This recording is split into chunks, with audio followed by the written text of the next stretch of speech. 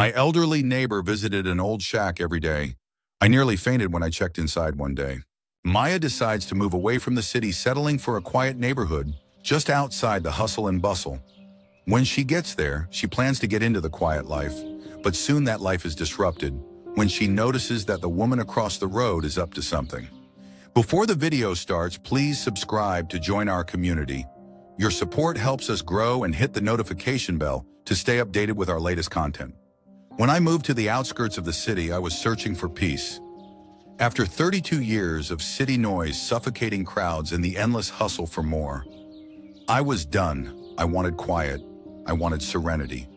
A place where I could breathe, but also a place where I could just sit down and write all the stories that were waiting to come out of me.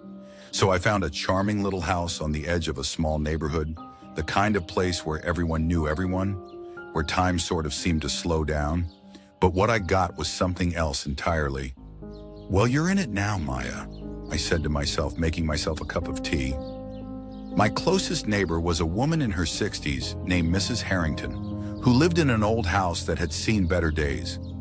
The paint was peeling, the shutters hung crookedly, and the lawn was overgrown with weeds.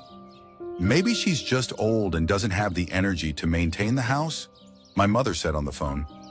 "Yeah, maybe," I said. "Her house just looks a bit out of place."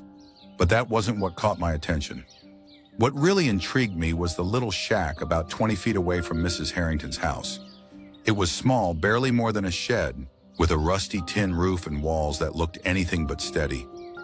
"Why would anyone have that?" I muttered as I sat on my couch looking out the window. The more I wanted to sit down and write my collection of stories, the more obsessed I got with Mrs. Harrington. Because it wasn't the shack that was a mystery.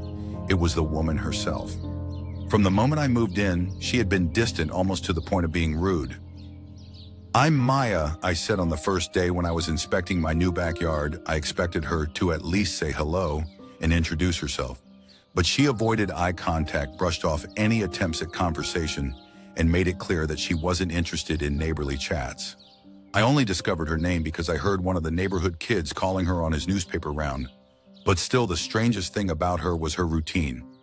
Every day like clockwork, the old woman would head to that shack at 9 a.m. and again at 9 p.m. She always had 2 shopping bags in hand, and she would go into the shack for about 20 minutes before returning to her house. "What are you doing in there, Mrs. Harrington?" I asked myself in the living room. "What's in there? Who's in there?" Suddenly, I was a detective trying to figure out what the woman from next door was up to. I couldn't, for the life of me, figure out what she was doing in there. Was she storing something? Hiding something?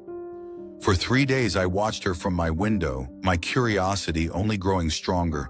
What could possibly be so important? One afternoon, I decided to find out for myself. I waited until I saw her step outside with her bags, then casually strolled over, pretending to be out for a walk. But the moment old Mrs. Harrington saw me approaching the shack, she bolted out of the door, her eyes wide with fury. "Stay away! I'll call the cops!" She screamed, her voice high-pitched and frantic. I stopped dead in my tracks. Despite my wild imagination, I wasn't expecting that kind of reaction. "I'm sorry," I stammered. Just what? Stay away from here. Mind your own business, girl," she yelled. "Okay, I'm going," I said. "I didn't mean to intrude, ma'am." She stood there glaring at me until I turned around and walked back to my house. I could feel her eyes boring into my back the entire way. What was in that shake that she was so desperate to keep secret? "I'm not giving up," I said as I let myself into my home. "I will find out what's in there." I tried to shake it off, telling myself that it was none of my business. But over the next few days, I couldn't stop thinking about the shack I tossed and turned at night, trying to figure out what could be in there. The way Mrs. Harrington screamed at me, the panic in her eyes didn't sit right. I needed to know what she was hiding. One night after I saw her make her usual 9 p.m. trip to the shack, I decided that it was time to investigate again. I waited until I was sure she was back inside her house, and all the lights were off before slipping out of my front door. "Why are you being so stupid, Maya?" I asked myself as I walked down the driveway. "You could have just let it go." When I reached the shack, I noticed something I hadn't seen before. There was a large padlock on the door. Whatever was in there, Mrs. Harrington was determined to keep it secure. But then out of the corner of my eye, I spotted a small gap in the wooden door, just big enough to peek through. I hesitated for a moment, my breath catching in my throat.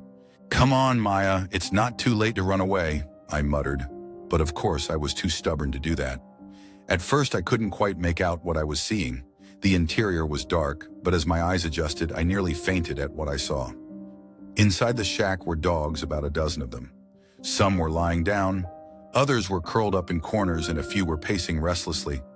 "Oh, you poor babies," I said. They were all different breeds, shapes, and sizes, but they all looked weary and thin. "What the hell?" I exclaimed. "What was going on here? Was she hoarding these animals? Were they being mistreated by her?" I didn't think I just acted. I started pulling at the lock, trying to force it open. "Hang on, I'll get you all out," I said, but the lock just wouldn't budge, so I began banging on the door with my fists, hoping to break it down. Suddenly, a light flicked on inside Mrs. Harrington's house. I froze, realizing too late that I'd woken her up. Seconds later, I heard her front door slam open and her footsteps hurried across the lawn. "What are you doing?" she shouted, her voice cutting through the night. "Get away." "What am I doing? What are you doing keeping all these dogs here? And locked up like this? This is cruelty. I'm calling the police." Mrs. Harrington reached me with her breath all over my face, but instead of the anger I expected, I saw something else in her eyes. Desperation. "No, please," she pleaded, grabbing my arm. "You don't understand. Calm down and I'll tell you." "Calm down? You're keeping animals locked up in there. How can I calm down?" "It's not what you think, Maya," she said. "Please just listen." "You have 2 minutes," I said, "and then I'm calling the police." "I'm not hurting them," she said. "I'm saving them. I'm feeding them." "What?" I asked, confused. "I take in strays," she explained. "These dogs are here because I found them abandoned or mistreated. I bring them here because I know they'll be safe with me. It started with one, but now there's about 10 of them." "But why keep them in there?" I demanded. "There are too many, and I'm allergic to 1 or 2 of the breeds. If I brought them inside, I'd end up in the hospital, but I couldn't stand by and do nothing while they suffered here. I can make sure that they have food and water." My anger melted away immediately. "Why didn't you just tell me?" I asked. "Because I've seen what happens when people take animals away to shelters. They put them down, or they just end up on the streets again." I was silent for a moment, taking in everything she said. I'd heard about those places too. "I can help," I said. "Help me?" she asked. "Yes," I said firmly. "We can't keep them all here, but maybe I can take some to my house, and between the 2 of us, we can find good homes for them. My brother-in-law is a vet. He'll know what to do." In the end, I took most of the dogs over to my place, allowing them to roam free in the yard. We set up bowls of food and water all over, and I set up a few mats and blankets. The next day, my brother-in-law came over with his team and took most of the malnourished dogs away. "I promise Maya," he said, "I'll treat these sweet little things, and I'll find them a place to stay." I ended up keeping 2 of the puppies with me because there was nothing better than having furry friends to love.